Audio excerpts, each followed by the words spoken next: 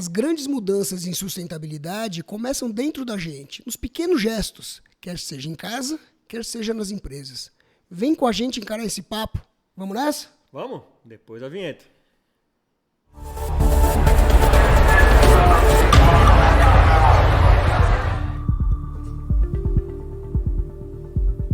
Pronto? Sejam bem-vindos aqui a mais um Para e Ponto. Sim, o nosso lugar aqui onde gente e meio ambiente se encontram. Tudo certo, Flavião? Tudo em paz contigo. Também super empolgado que hoje a gente tem mais um papo super gostoso aqui, super legal no nosso canal. Mas antes, não se esqueça, se inscreva no nosso canal, deixe aí o seu like, acione o sininho, assim você não perde nenhum papo desse nosso caminho gostoso que a gente tem aqui toda quarta-feira com vocês. Hoje a nossa conversa é muito bacana, muito especial, porque a gente vai entender aí, será que a gente já está tendo dias mais sustentáveis? Como que a gente faz para ter dias mais sustentáveis?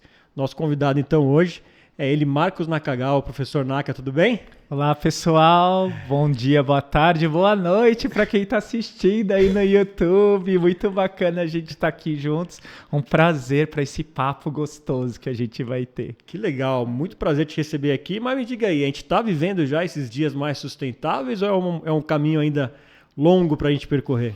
Olha, é um caminho que tem muita gente que já está rodando, funcionando, trabalhando, mas ainda precisa chegar num extremo no qual mais gente se mobilize para. Eu gosto de comentar assim que ter dias mais sustentáveis é igual escovar o dente, sabe? Uhum. Vocês têm filhos, têm os sobrinhos, você também aí na internet tem.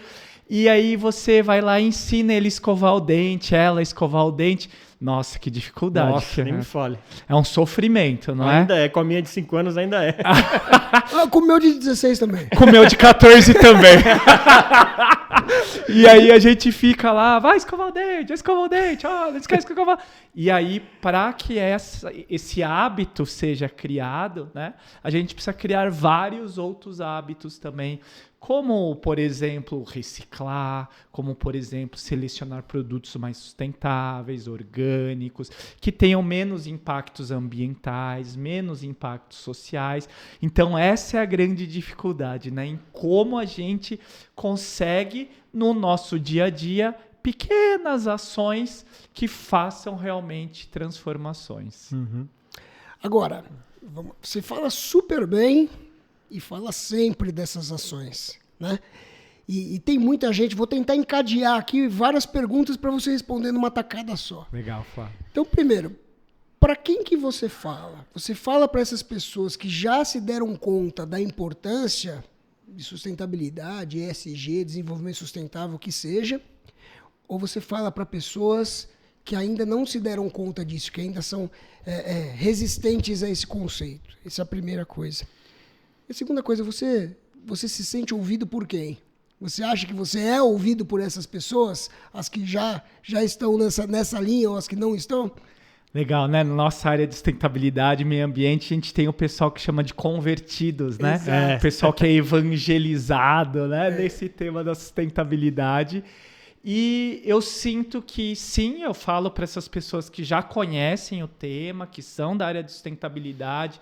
Hoje mesmo estava conversando com uma pessoa de uma empresa grande que trabalha com essa área, falando que segue os artigos, os conteúdos, que eu busco muito aí dentro da academia, dos artigos acadêmicos, das notícias, das pesquisas de mercado em geral. Então, sim, eu converso com esse público para que eles aprimorem um pouquinho mais dentro do que eles já conhecem, né? Para isso tem os cursos de MBA, os próprios de gestão, os que a gente faz lá, curso rápido na SPM. Então a gente tem esse público mais evangelizado, que conhece, e a gente joga e coloca mais informações e conhecimentos para eles, porque, bom, se já trabalharam em empresa, sabe como que é a vida do moedor de carne. Nossa, que é, sim, né? Então, aí você precisa munir de informação. E para o público em geral, né, vamos dizer, aqueles que não conhecem ou não falam muito, eu vejo muito isso pelas aulas, né, que eu dou aula na graduação, para os cursos de jornalismo, administração, publicidade.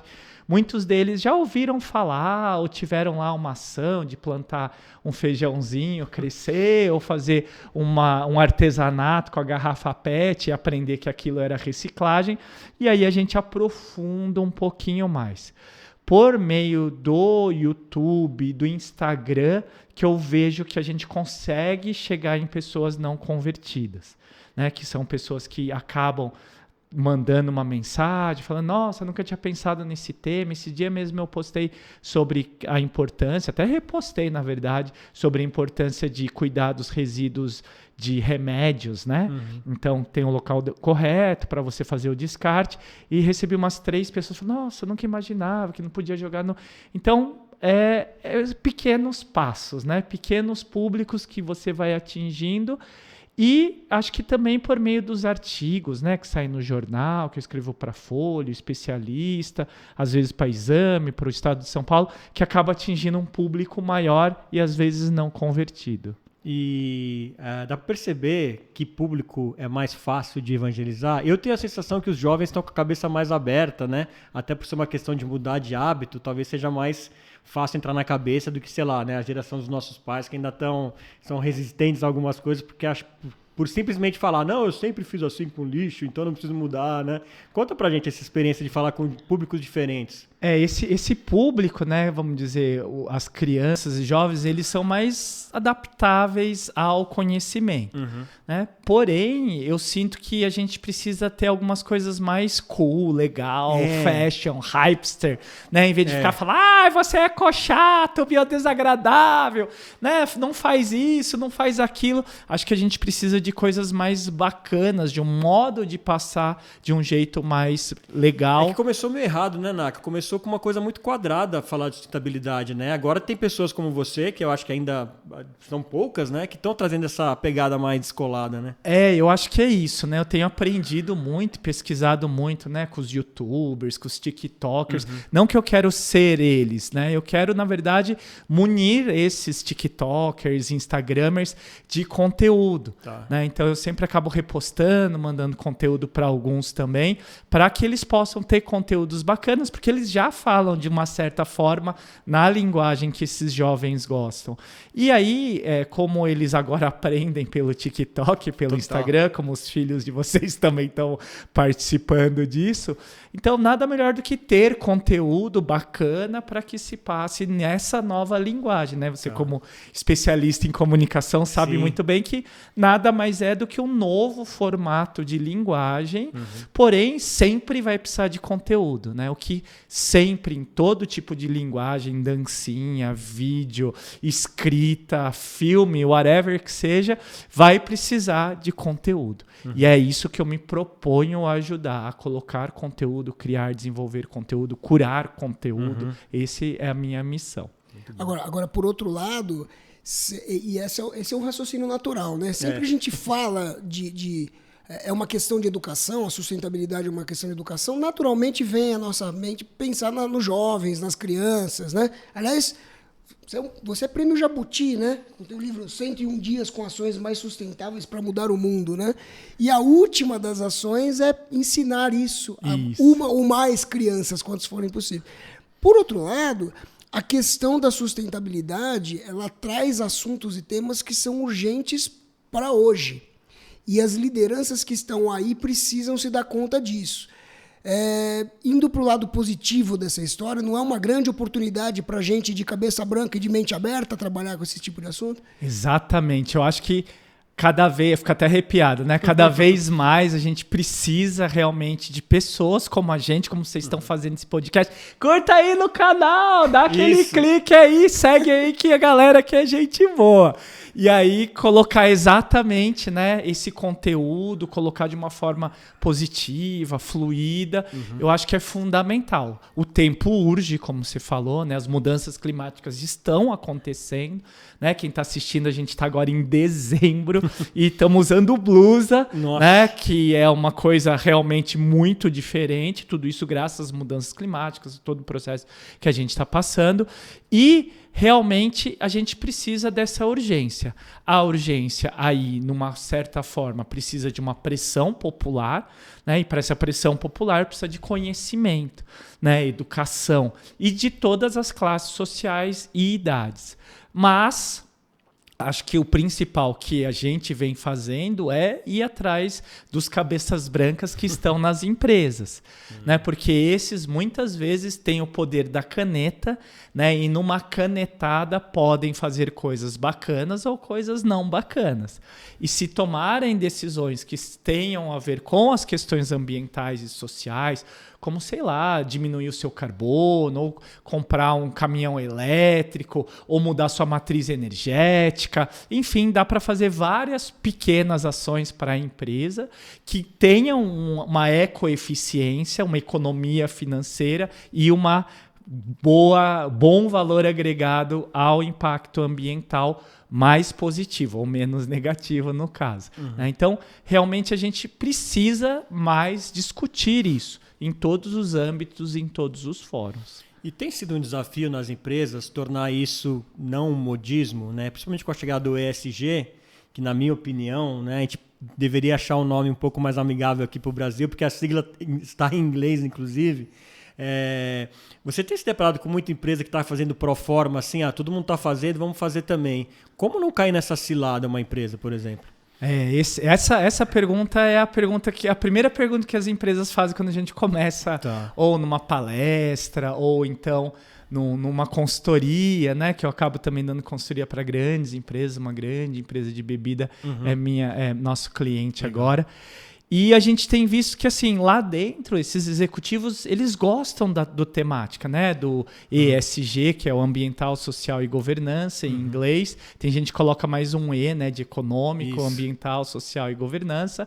Mas eles até sabem não o que fazer, mas sabem da importância de.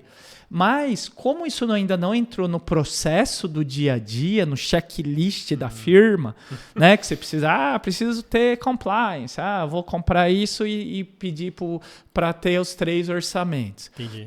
Eu preciso pegar e economizar dinheiro, porque é o budget lá, o orçamento, e aí você faz o checklist de dinheiro. Né? E para a questão ambiental e social, não tem. Né? Então, eu vou contratar alguém, tem que ser pessoas mais diversas, inclusas, pessoas com deficiência. Algumas empresas, inclusive, têm metas para isso. Né? E na hora que entra com meta, entra dinheiro. Então, ainda tem muita empresa fazendo pro forma, fazendo... Às vezes, não é nem por maldade, é por falta de conhecimento e ignorância, se a gente pode falar assim. E aí começa a fazer.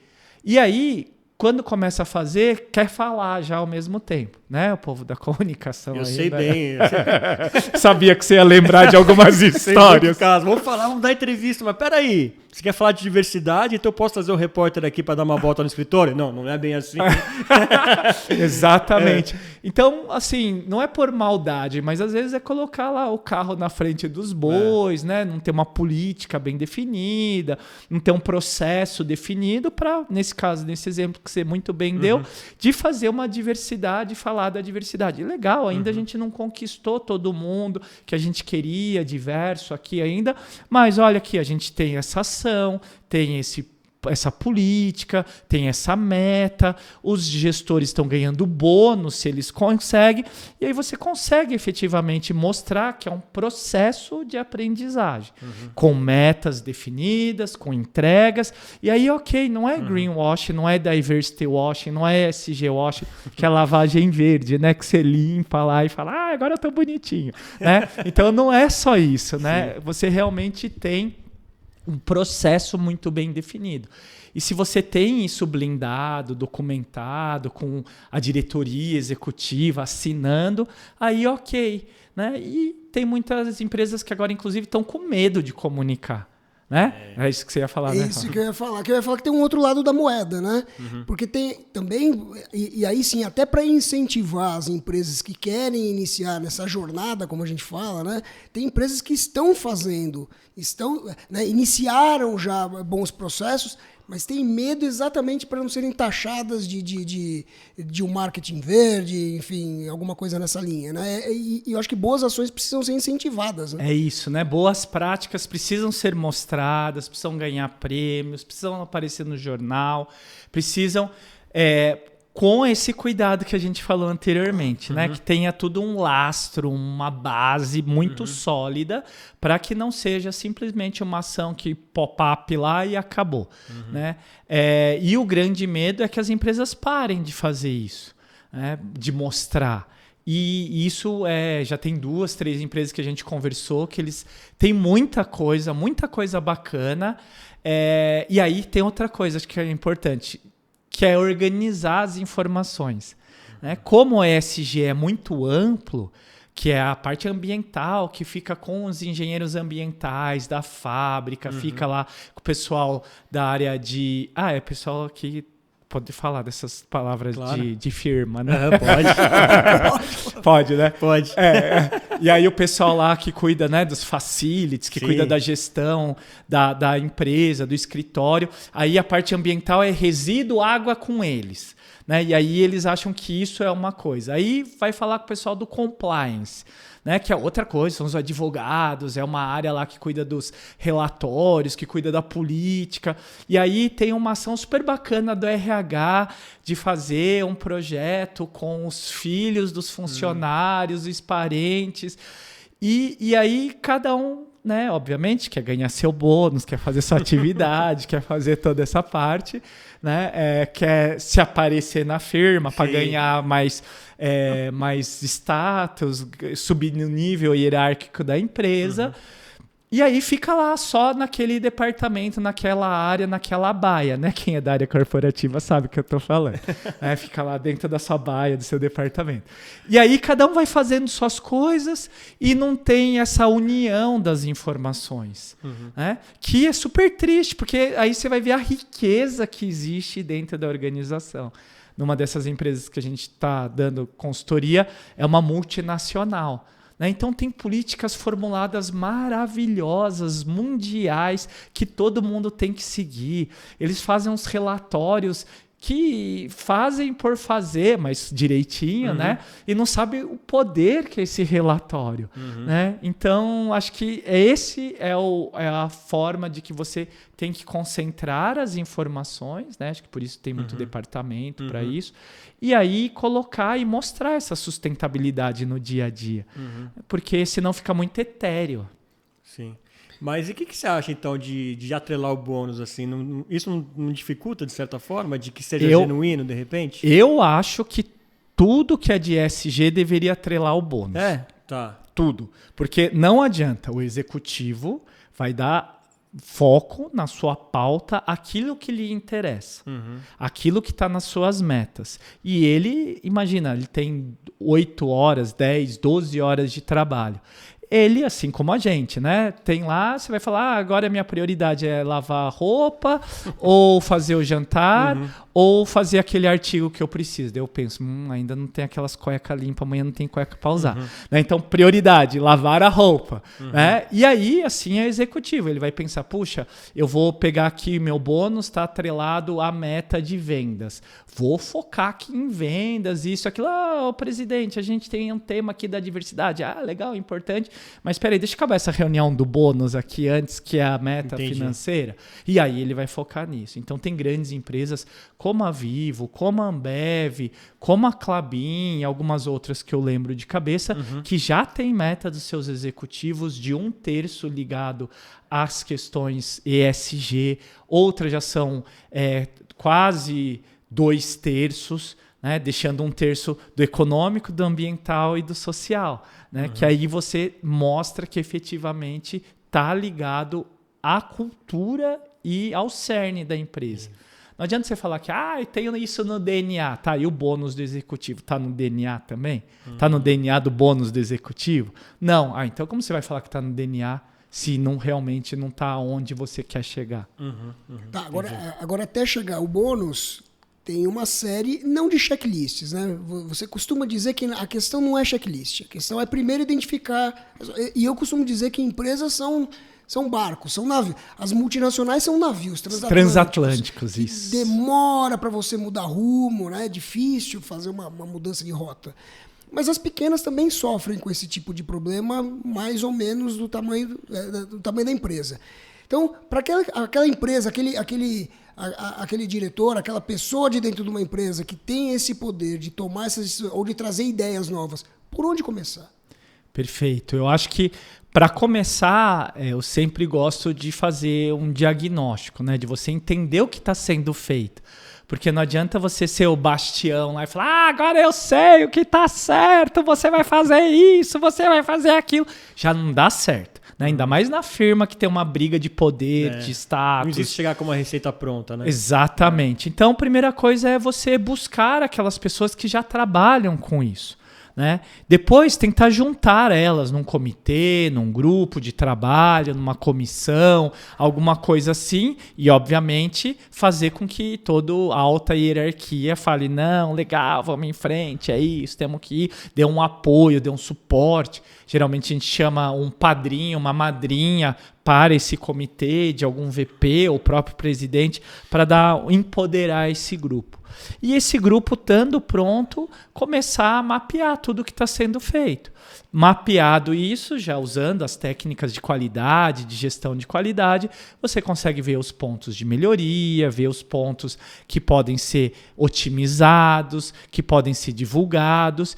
E aí, até antes disso, precisa definir quais são os seus temas materiais, né? Perguntar para os seus públicos de relacionamento, seus stakeholders, o fornecedor, o público interno, os acionistas. Qual foco a gente vai dar? A gente é uma empresa que planta árvore.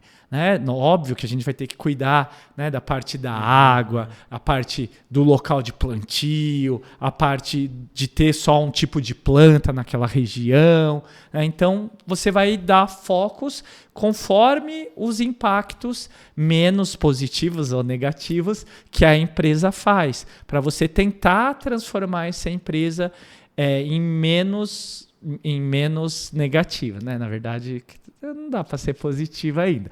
Mas o meu sonho é que toda empresa tenha, na verdade, um impacto positivo e não todos esses negativos que eles têm perante as pessoas e perante o meio ambiente. E está tendo fenômeno, né, Naka, do consumidor passar a escolher as empresas por conta desse comportamento, né? Então eu quero saber o que você costuma levar nesse sentido para as empresas para explicar que isso já acontece, porque é um fenômeno mais ou menos recente, né? Mas como o canal está aberto em todas as redes agora, inclusive o consumidor vai lá na página, né, do Instagram, do LinkedIn da empresa, né, já cobrar, até presidente da empresa já vi cobrar, né? Você viu o que o seu funcionário fez? Você viu que tem embalagem sua aqui poluindo o rio? Como que você está vendo esse cenário? Essa é a grande mudança, né, do que era dos anos 80, 90, 2000, né, para o ano que a gente está vivendo agora. O consumidor tem um poder de mobilizar, de fazer coisas positivas, negativas para a empresa. Então, antigamente tinha os formadores de opinião, quando a gente estudou, né? E hoje tem os influenciadores. E aí, então, os formadores de opinião antes eram muito bem escolhidos e você tinha somente algumas mídias que você divulgava e você não tinha como conversar com a empresa. Né? Tinha lá um saque lá que Malemar respondia, né? Quando era um problema só. E aí, conforme foi passando o tempo, o consumidor foi se empoderando com toda a legislação que chegou cada vez mais forte. Ainda falta muita educação por consumo no país, mas já aprendemos, né, como consumidor, muitas coisas. E com isso, o tópico ambiental, o tópico social também entram nessa lista de pedidos do consumidor para as empresas ou de conversa do consumidor com as empresas. E cada vez mais, obviamente, essa geração mais nova, como as várias pesquisas de mercado mostram, eles estão mais vulneráveis ou mais tendenciosos a trabalhar com os temas ambientais. E já muitos, de várias pesquisas, 70%, 80% dos consumidores pagariam mais por produtos que têm uma questão ambiental e social mais valiosas, né? Isso principalmente na geração Z. Pelo menos já tem a intenção. Né? Não necessariamente quer comprar, porque tem um monte de site desses que a gente não sabe a fonte, né? Pela internet que você compra lá, que continua bombando e, sei lá, uma camiseta R$1 que é pago lá, né? Enfim, a intenção já existe. Agora falta a gente trazer da intenção para a ação. E numa última pesquisa da Google e do Mind Miners, mostrava que em cada 5, somente 1 queria mudar as ações. Então, tem a intenção, porém falta a ação. E para mim, que é exatamente a ideia do livro, né, que ações mais sustentáveis para mudar o mundo, acredito que você só vai conseguir isso num momento em que você coloque no seu dia a dia mesmo como uma ação, como escovar o dente. Né? E que não seja igual ao regime que a gente vai começar na segunda. Né? Na época de festas que a gente está gravando aqui, não vai ser na segunda. Né? Deixa para janeiro, né, Flávio? Em janeiro a gente volta. É que falam que o problema não é o que você come entre o Natal e o Ano Novo, é o que você come entre o Ano Novo e o Natal, né? Boa. Não é isso? Então o problema não, a solução está entre o que você faz nesse período maior, não é isso? Exatamente. E é isso que a gente tem que fazer na sustentabilidade também. Né? Quais as ações de tomar um banho mais rápido, de gastar menos energia, menos água, fazer reciclagem, compostagem, né? Ter uma hortinha lá para poder ensinar seus filhos. Então são pequenas ações que a gente às vezes dá trabalho, né? Tudo dá trabalho na vida. Só que você precisa jogar energia para isso, para que isso fique uma coisa natural, normal. Né? Como é, por exemplo, escovar o dente. E olha que bom momento para isso então, né? Começo de mais um ano, então vamos já nos organizar para isso, né, Flávio? Vamos até começar já, não pode deixar para o próximo exatamente. ano. Tem que começar para o próximo. E eu acho que é interessante assim, a questão exatamente das pequenas ações é que ajuda a mudar a mentalidade. Porque o que a gente está falando, na verdade, não é fugir do capitalismo, é a história do capitalismo consciente. Não é isso? Agora, essas empresas, não necessariamente essas, mas existem já empresas que já estão nessa linha e lá na última linha, no final, já apresentam resultados positivos que podem ser associados às ações de sustentabilidade, desenvolvimento sustentável? Olha, Flávio, se você pega lá no ISE, né, que é o Índice de Sustentabilidade Empresarial da B3, da Bovespa, antiga Ibovespa, e compara, né, os gráficos que mostram exatamente o crescimento de faturamento e ações positivas da Ibovespa, né, das empresas tradicionais da Ibovespa ou da B3, comparativamente ao ISE, as empresas que fazem parte do Índice de Sustentabilidade Empresarial, que tem que responder lá 300, 400 questões para mostrar que tem uma gestão com as questões ambientais, de governança, gestão de pessoas, diversidade, enfim, todos esses indicadores, elas são mais rentáveis e lucrativas do que as empresas tradicionais. Tem gente que fala, Naka, mas isso aí não é porque elas querem, é porque elas estão fazendo gestão de risco. E aí elas vão ter menos risco e com menos risco você vai ter mais rentabilidade. Ótimo! Excelente. Essa é a ideia! Isso! Que bom, né? Ou seja, o ESG e a sustentabilidade nas empresas é exatamente a gestão de riscos, é exatamente uma nova forma de gestão, né? Como a gente estava falando, sim. Assim como você tem a gestão de qualidade do produto, você vai ter que ter a gestão ambiental do produto, do processo, do serviço e vai ter que estar lá no checklist, seja por uma ISO 14000 ou seja por um selo vegano, orgânico, FSC, enfim, para poder validar exatamente seu atributo ambiental. Que muitas vezes a pessoa fala, isso é mais caro, né? Para eu poder fazer esse produto, mais caro agora, né? Porque daqui para frente as pessoas vão olhar isso como um atributo com certeza mais favorável ao seu produto. Isso vira um diferencial de mercado. Quanto que vale um preço de um diferencial de mercado? É exatamente isso que esses novos gestores precisam pensar. Sem dúvida.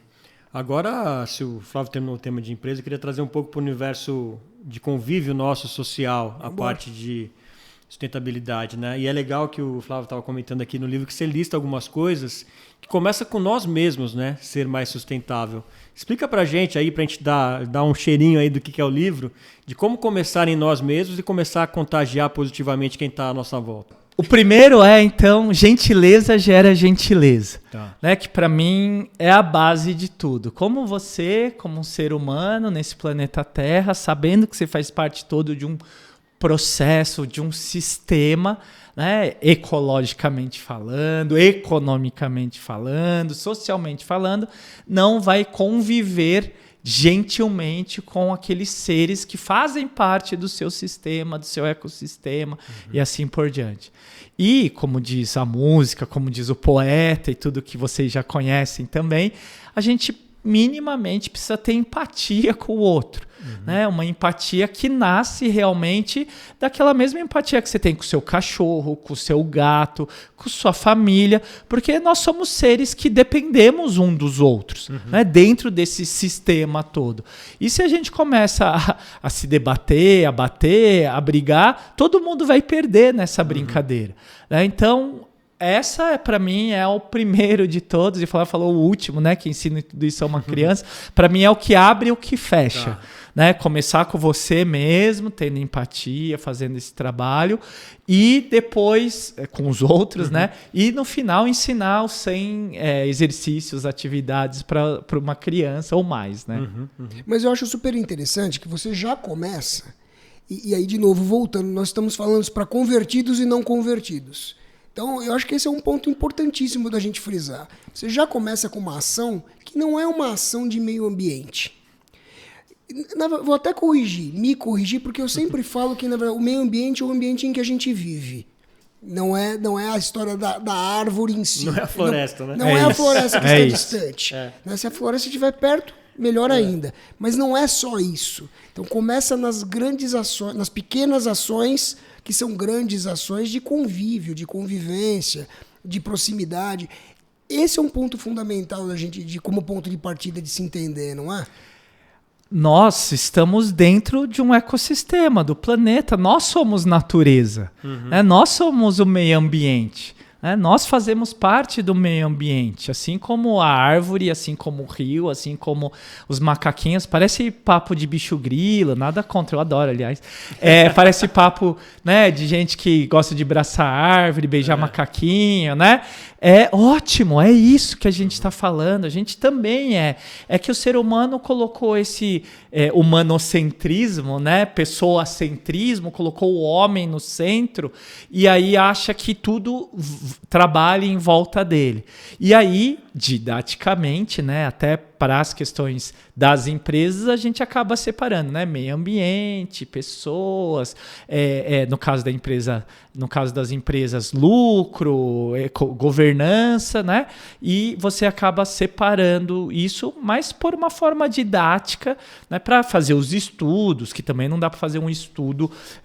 Vamos estudar o meio ambiente, né? Muito amplo. Então a gente recorta os espaços, as matérias, os temas, mas a gente não pode esquecer que a gente faz parte do meio ambiente, a gente depende do meio ambiente para sobreviver.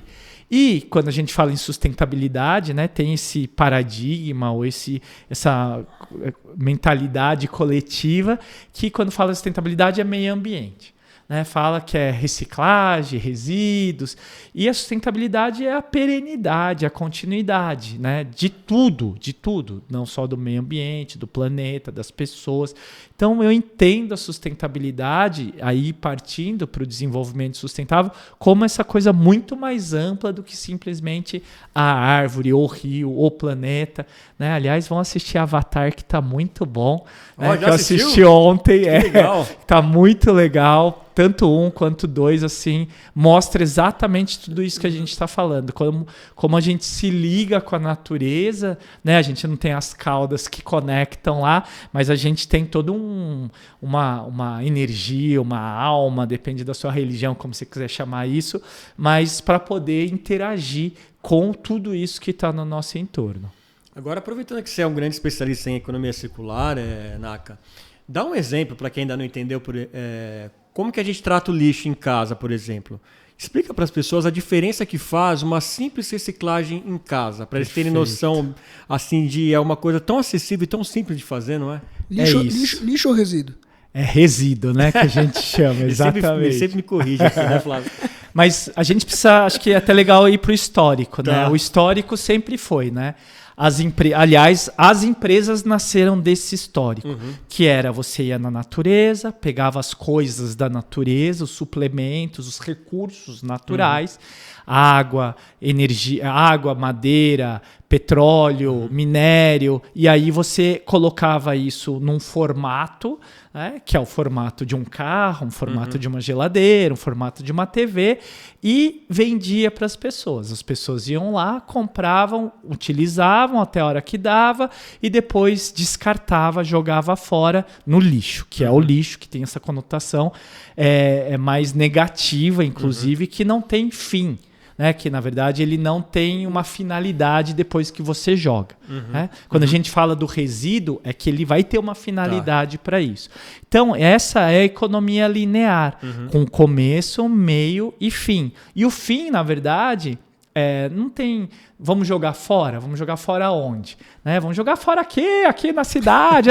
Mas não é fora do planeta. Né? A não ser que você comece a jogar para fora do planeta, mas não adianta, ele volta. Né? Já tem vários pedaços voltando aí no mundo inteiro.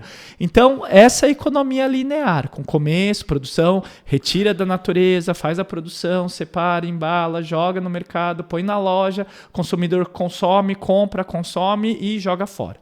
Qual que é a ideia da economia linear? É que nesse final do ciclo, igual você falou, né, a gente possa reciclar ou ressignificar aquele produto que você usou.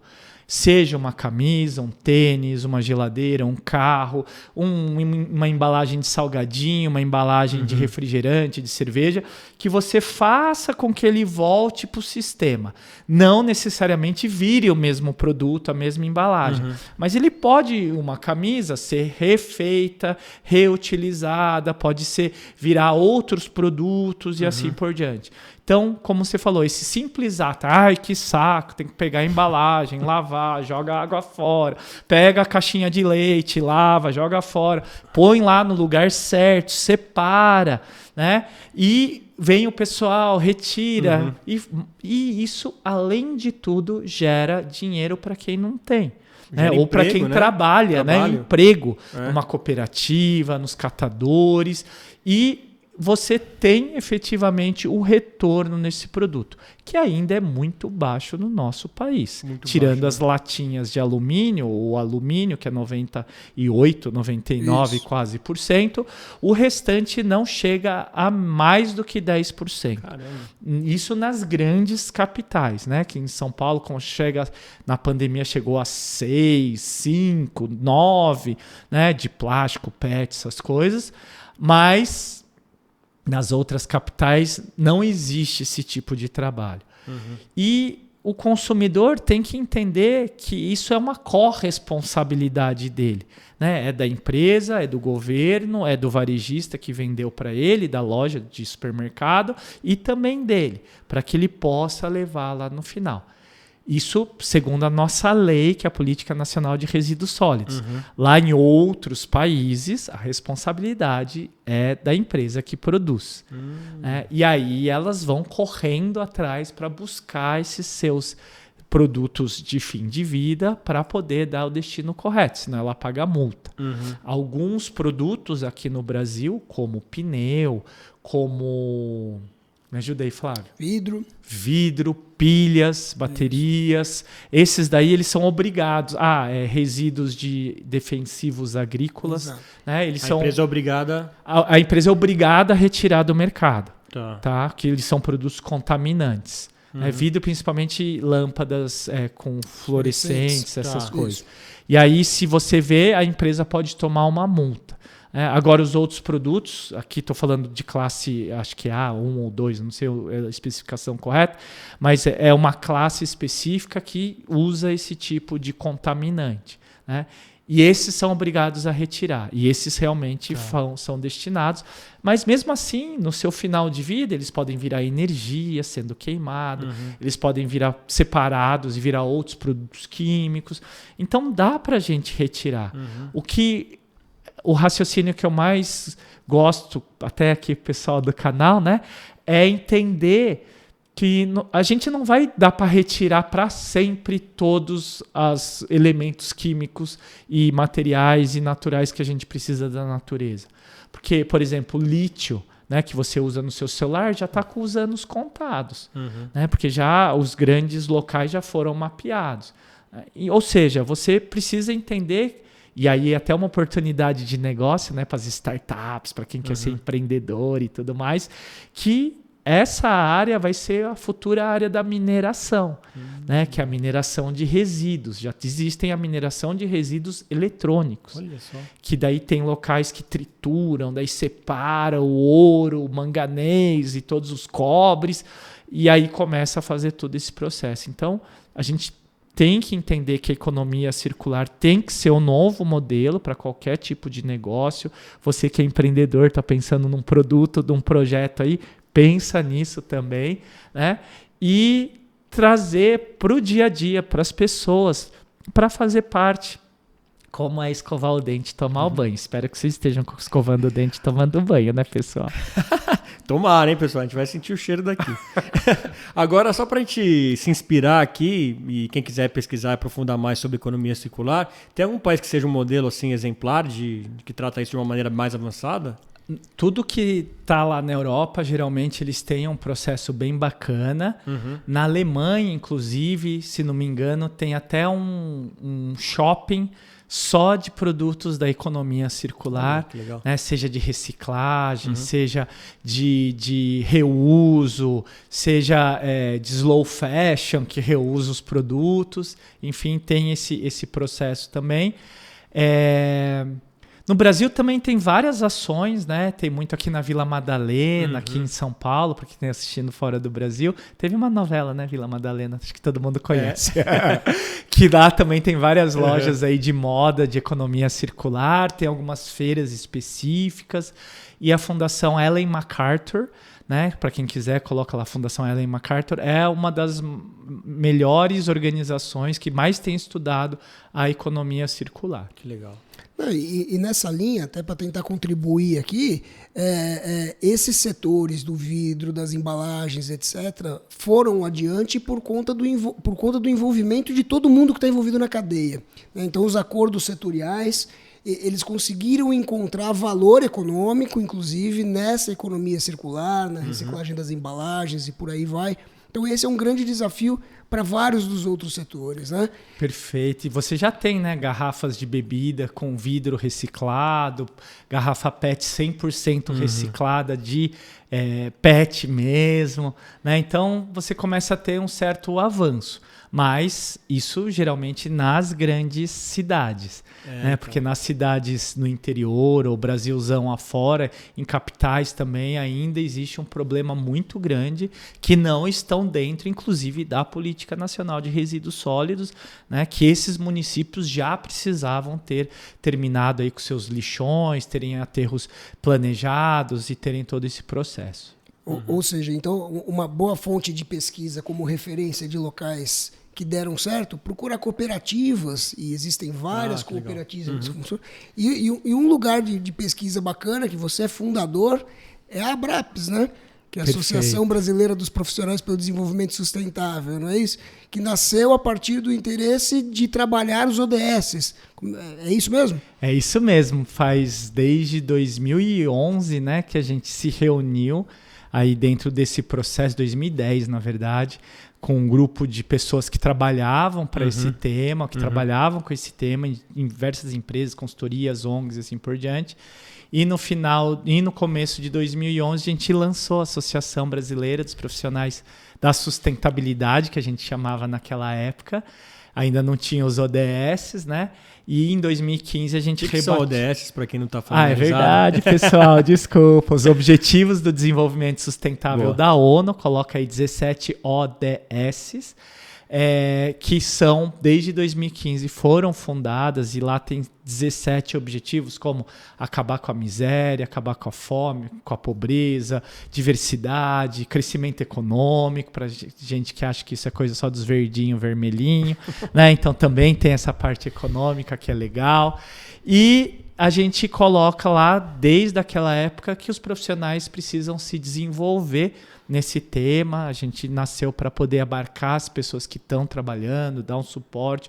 Tem vários grupos de trabalho, né? Flávio faz parte de um deles, né? E aí a gente tem feito muitas atividades, debates, discussões, para que mais pessoas possam vir a trabalhar com essa temática, que também é até um campo novo de mercado, né? Não, e super legal saber disso. E cada vez mais a gente está vendo também, a gente estava falando de influenciadores, só para a gente voltar nisso agora, o pessoal jovem que está querendo começar a falar disso e tudo mais, né? Que dica que você daria, então, para um jovem que está interessado nisso? Porque eu acho que é legal a gente ter a oportunidade aqui de agregar mais porta-vozes, né, do meio ambiente e da sustentabilidade, né? Como falar de sustentabilidade? Você que tem tanta experiência em falar sobre esse tema. Como falar de gente e meio ambiente? Isso. Dá uma dica pra gente. Dá uma dica. Vamos pegar também. Muito bom, muito bom. Eu gosto muito daquela coisa de falar a verdade do nosso dia a dia. Acho que vocês já viram que eu dou vários exemplos assim, que toca a gente, né? Porque a gente vê e a gente trabalha com essa temática.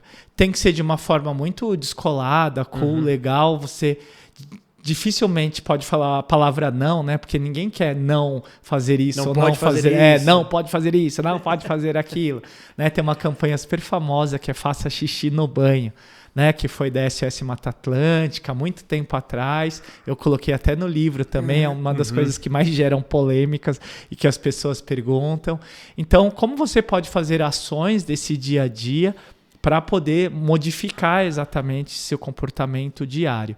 E um dos pontos principais é citar as fontes, né? Eu acho que toda vez que algum TikToker ou Instagramer fala, comenta, eu sempre sinto falta assim de, isso aqui a gente tirou, ou lá embaixo escreve, né? Fonte da ONU, fonte da AMA, né? Da ANA, da Associação da Água, ou da ONU, ou da UNEP, da onde que seja, da onde você for tirar, cite a fonte, coloque lá, porque as pessoas parecem que querem ser a verdade, né? Da fala, na dancinha, no conteúdo. É verdade. E isso tem um risco muito grande de a gente estar consumindo coisas que não são verdadeiras, né? Para poder checar, para poder verificar, que é da onde nascem as fake news, que é da onde nascem todas essas conversas que a gente tem muito medo nos tempos atuais.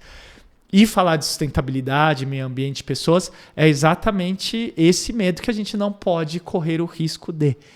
Porque a gente já tem a dificuldade de falar, já tem a dificuldade dos não convertidos de entender. E aí falar numa linguagem fácil, tranquila, igual a gente está fazendo aqui, né? Nessa forma despojada, que você pode estar escutando no carro, em casa, na hora que você está passando roupa, igual minha mãe faz nos podcasts. Vou falar para ela seguir vocês também. Escovando o dente também. Escovando o dente, boa. Até no banho dá para ouvir. Quem assistir esse episódio e não escovar os dentes... Né? A minha irmã é dentista, se vocês precisarem. Uma coisa é certa, eu vou assistir esse episódio junto com meus filhos. Né? Opa, fácil. É necessário. Com certeza. Agora, a gente falou de meta, falou de ODSs, falou de oportunidades. Quais são as expectativas? Como é que você está vendo daqui para frente? São boas, são ótimas, são maravilhosas. Ruins eu sei que não são. Eu sou um otimista, né? Por isso que eu virei professor. Porque para ser professor você precisa ser otimista. Senão você não dá aula, você não levanta. Não sai de casa. Você não sai de casa. Então, acho que E eu fui criado por 2 professores, né? Então, meu pai é professor da Unesp de Botucatu, emérito titular de agronomia, especialista em sementes. E minha mãe professora de escola pública, privada, enfim. Então, acho que está no DNA um pouco dessa esperança de querer fazer e ajudar na transformação das pessoas e poder fazer as pessoas conhecerem, se desenvolverem e evoluírem. A partir disso, eu acredito que, assim, dentro do mundo empresarial, cada vez mais essa questão do ESG vai ficar forte, está ficando forte. Os grandes investidores têm falado sobre isso. Tem um movimento do mercado procurando pessoas para trabalhar na área. Tem um movimento do mercado criando-se departamentos, áreas, propagandas, marketing relacionado à causa para esse tipo de ação. Basta você ver no LinkedIn, basta você ver... Saindo até da minha bolha, nas outras bolhas eu pergunto para as pessoas, tem aparecido também essa temática. Apesar de que existe um movimento contra o ESG, né? A revista The Economist... Eu vi essa semana. Exatamente, fez uma capa, né, no mês, acho que de novembro, eu acho, falando que não precisamos cuidar de todos os tópicos do ESG, vamos cuidar só do E e vamos cuidar só do carbono, né, do aquecimento global e do carbono. Tem alguns que vão atrás disso, mas no nosso país, onde tem muita gente passando fome, isso não é muito cabível, né? Lá também tem bastante gente passando fome, mas, enfim, eu acho que não é cabível isso de ter um foco só da empresa. E tem um movimento também, que sai lá dos Estados Unidos também, falando muito sobre um capitalismo mais tradicional, né, em que a empresa tem que ganhar o lucro e ponto, por isso que ela paga lá os 30%, 40%, 60% na Noruega de impostos, né, porque esse 60% é exatamente para o governo fazer a parte do ESG, do ambiental, social, governança, e cuidar do que lhe é competente. A empresa simplesmente tem que produzir, tem que pagar os funcionários, tem que vender e dar lucro, né? Então é um pensamento bem mais radical, né, que vai de encontro do que a gente está falando exatamente, falou até agora. Porém, na Europa, já existem muitos movimentos, inclusive governamentais, de leis obrigatórias de carbono, né? Os carros a combustão já tem data na Alemanha para finalizar. Quem não sabe de combustão é de energia não renovável, petróleo, gasolina, diesel, assim por diante, né? E com a crise da guerra, né, eles perceberam-se mais dependente ainda desse mercado e podendo potencializar uma energia renovável muito maior. Então, dentro desse panorama, as empresas e outros pontos, obviamente, estou fazendo só uma visão macro recortada para o nosso tema, elas vão ter obrigatoriamente que responder algumas temáticas do ESG. Elas vão ter que começar a ter ações, atividades, programas, projetos, para pelo menos caminhar quanto a isso. Eu comparo muito esse movimento ao movimento da era da qualidade, lá dos anos 80, 70, que você tinha as ISOs sendo implantadas, que você tinha que fazer a gestão, e aí é um processo de gestão que agora vai ter que fazer e ponto. Tá? Então, para mim, esse é o ESG. Agora, no mundo dos não convertidos ou do público em geral, das pessoas, acredito que existem tantos influenciadores como muita gente trabalhando com essa temática. Né? Essa temática na escola começa a ser transversal, começa a ter sistemas. Então, acredito que é uma velocidade menor que das empresas, né? Mas que essa mudança e esse chip, principalmente numa classe média alta, o chip já vai.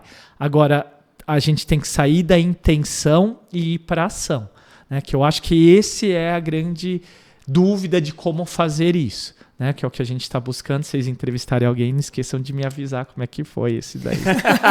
Boa. Se a gente descobrir, a gente conta. Exatamente. Professor Marcos Nakagawa, muito obrigado por sua presença aqui, meu caro. Super energia boa, positiva.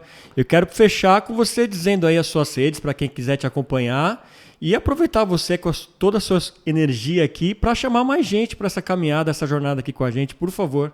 Que eu falei para o Flávio assim, acho que um dos objetivos aqui do canal é a gente ter mais gente consciente caminhando junto com a gente nessa jornada. Não, muito obrigado pela por essa oportunidade de estar aqui com vocês, conversando. Adorei a conversa. Para quem quiser seguir aqui, @profnaca no Instagram. No LinkedIn, Marcos com U de uva, e esse é o final. Nakagawa, Nakagawa.